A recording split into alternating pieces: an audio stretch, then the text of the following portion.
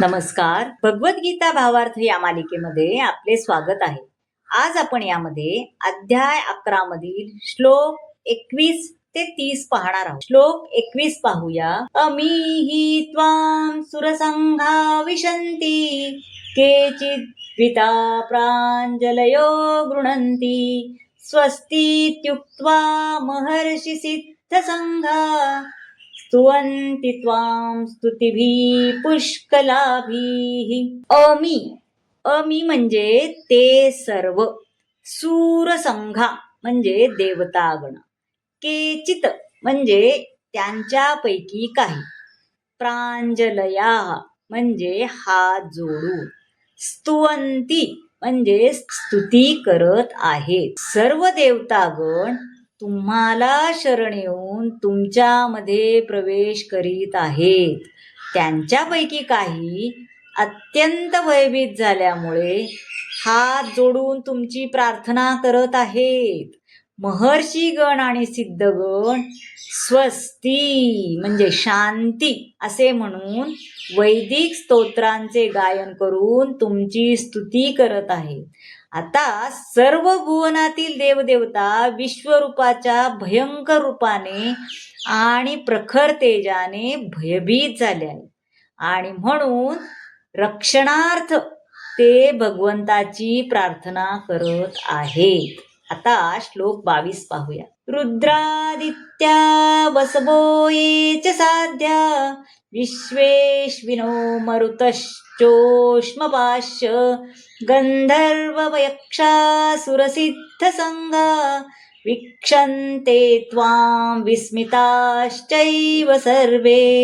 उष्मपा म्हणजे पितृगण, वीक्षन्ते म्हणजे पाहत आहेत. या श्लोकामध्ये भगवंताचे विश्वरूप कोण कोण पाहत आहे याचे वर्णन केले. रुद्रगण, आदित्यगण, वसुगण, साध्यगण, विश्वदेव, अश्विनी कुमार, मरुदगण, पितृगण, गंधर्व, यक्षगण, असुर आणि शुद्ध देवता विस्थित होऊन तुम्हाला पाहत आहेत असं या श्लोकामध्ये वर्णन आहे.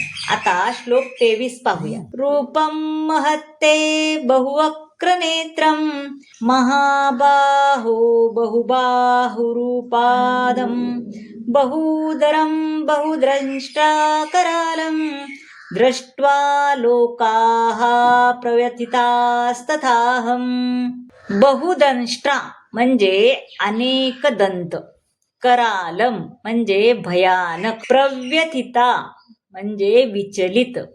हे महाबाहो, देवतांसहित सर्व लोक तुमचे अनेक नेत्र, मुखे, भुजा, जांघा, पाय, उदरे आणि अनेक अक्राळ विक्राळ दाढा असणारे महाकाय रूप पाहून अतिशय व्यथित झाले आहेत आणि त्याप्रमाणेच मी सुद्धा खूप व्यथित झालो आहे. आता श्लोक 24 पाहूया. नभास्पृशं दीप्तमनेकवर्णं व्यात्ताननं दीप्तविशालनेत्रं दृष्ट्वा हि त्वां प्रव्यथितान्तरात्मा धृतिं न विदामि शमं च विष्णू. नभस्पृशम म्हणजे आकाशाला जाऊन भिडलेले, व्यात्त म्हणजे वाचलेले किंवा उघडलेले, आननम म्हणजे मुख, विंदामी म्हणजे मला प्राप्त झाले आहे, शमम म्हणजे मानसिक संतुलन. हे सर्वव्यापी विष्णू, अनेक तेजस्वी वर्णाने युक्त तुम्ही, आकाशास भिडलेली तुमची वाचलेली मुखे आणि प्रदीप्त विशाल नेत्र असलेले रूप पाहून माझे मन भयाने व्यथित झाले आहे. त्यामुळे मी धैर्य आणि मानसिक संतुलन राखू शकत नाही. भयभीत झालाय तर स्वतःचं संतुलन राखू शकत नाही अर्जुन, असं त्या श्लोकामध्ये सांगितले. आता श्लोक 25 पाहूया. दंष्ट्रा करालानि च ते मुखानि दृष्ट्वैव कालानलसन्निभानि दिशो न जाने न लभे च शर्म प्रसीद देवेश जगन्निवास.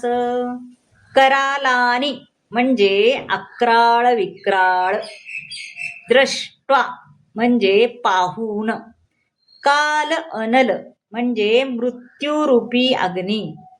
हे देवादिदेव, हे जगन्निवास, कृपया माझ्यावर प्रसन्न व्हा.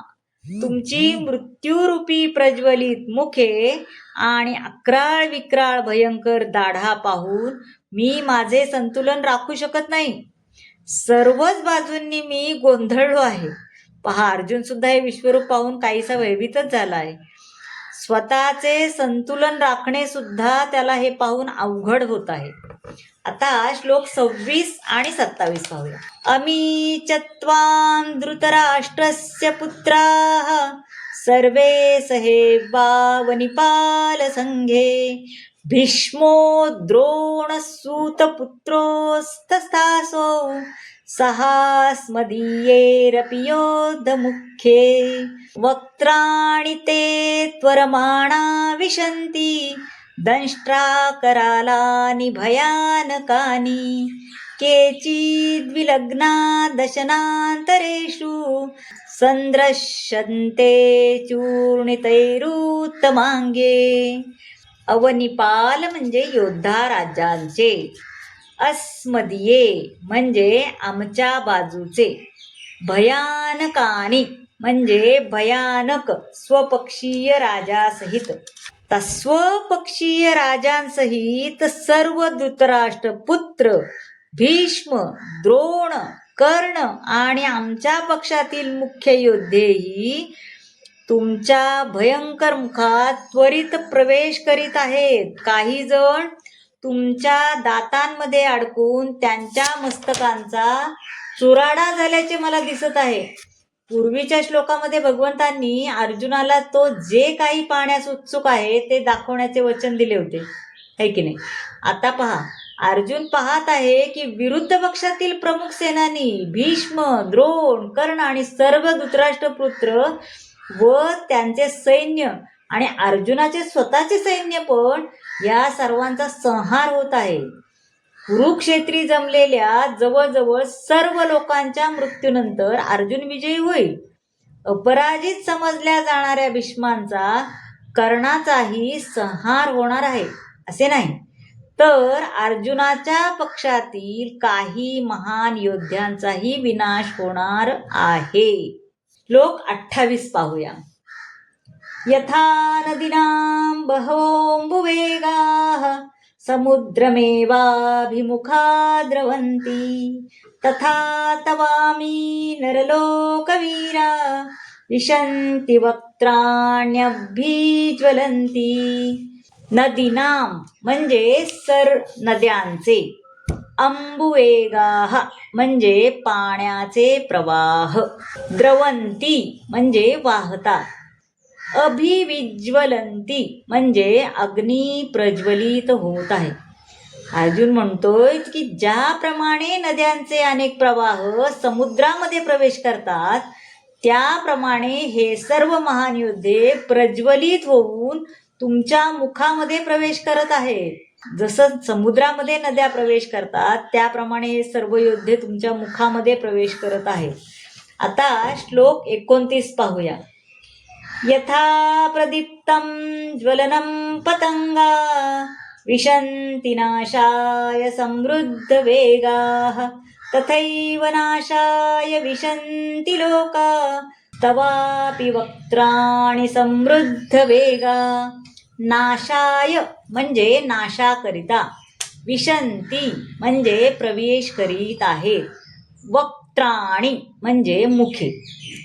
ज्याप्रमाणे पतंग आपल्या विनाशाकरता प्रदीप्त अग्नीमध्ये प्रवेश करीत असतात, त्याचप्रमाणे हे सर्व लोक द्रुत गतीने जे भराभर तुमच्या मुखामध्ये प्रवेश करीत असल्याचे मी पाहत आहे आणि त्यामुळे माझं मानसिक संतुलन खराब होत आहे. पहा, विराट रूप आणि विश्वरूप नुसते पाहणे किती भयप्रद आहे, हो की नाही?